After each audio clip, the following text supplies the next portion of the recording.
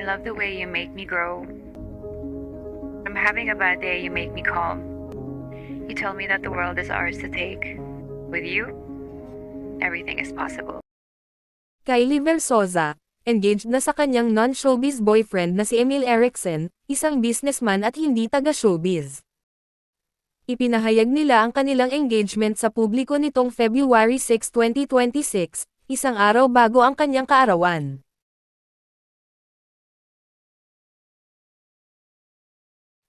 Ibinahagi ni Kylie ang magandang balita sa kanyang Instagram, suot ang kanyang engagement ring mula Tiffany & Co. Matagal-tagal na ring engaged ang couple. 6 na buwan tinago ni Kylie ang magandang balita na ito. May nakakaantig damdamin din na mensahe ang beauty queen para sa kanyang fiancé. Anya, things I love about love. I love the way you drag me out of bed early in the morning. I love the way you make me laugh. I love the way you made me grow. You make me see our future. If I'm having a bad day, you make me calm. You make me wanna dream. You tell me that the world is ours to take. With you everything is possible. Sa isang exclusive interview niya sa Elle Officiel, binahagi ni Kylie ang naging proposal. Wala umanong bonggang preparasyon. Habang nag-hiking sila sa south of France, nakasuot lamang ng pang-gym, at ni manicure wala raw, ay nag-propose si Emil. Syempre it's a yes. Anya, it was an easy yes, at ito umano ang pinaka-memorable na hike sa buong buhay niya. Dagdag pa niya, ang pag-ibig ay dumating sa panahong handa na siya bilang isang individual. Kung bago ka pa sa channel ko ay huwag kalimutang i-like, subscribe, i-share at magkomento. Bago niya nakilala ang kanyang fiancé, ay galing si Kylie sa isang public relationship, kay Jake Cuenca.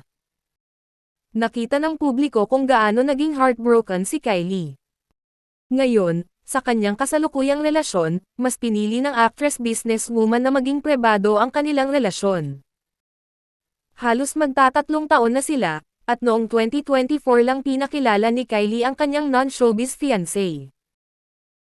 Ang fiancé ni Kylie Verzosa, si Emil Erickson, ay isang entrepreneur at businessman. Siya ang co-founder ng isang health tech o telehealth startup na tinatawag na NDU. Isang digital healthcare platform na naglalayong maghatid ng stigma-free at modernong access sa mga medical services online sa Southeast Asia. Ayon sa ulat, ang NDU ay nag-offer ng mga serbisyo tulad ng teleconsultations, mental wellness tools, at iba pang health support na madaling ma-access ng mga user online. Si Emil ay nauugnay rin sa isang venture group na Cave, na may portfolio ng mga digital brands sa wellness, beauty, at e-commerce. Habang ang 34 na gulang na beauty queen ay hindi lang isang aktres, kundi may mga negosyo din si Kylie. Una na rito ay ang Sola, isang shapewear at lifestyle brand. Inilunsad niya ito noong Pebrero 2024. Ito ay isang brand ng shapewear at lifestyle products, na layuning tulungan ang mga tao na makaramdam ng kumpiyansa at maging komportable sa kanilang katawan. Sa ilalim ng Sola, mayroon na ring body care line na tinatawag na Aura by Sola, isang firmang lotion para sa balat at stretch marks. Bukod sa Sola, si Kylie ay naging partner, investor, at brand director ng NDU, kung saan ay co-founder ang kanyang fiancé.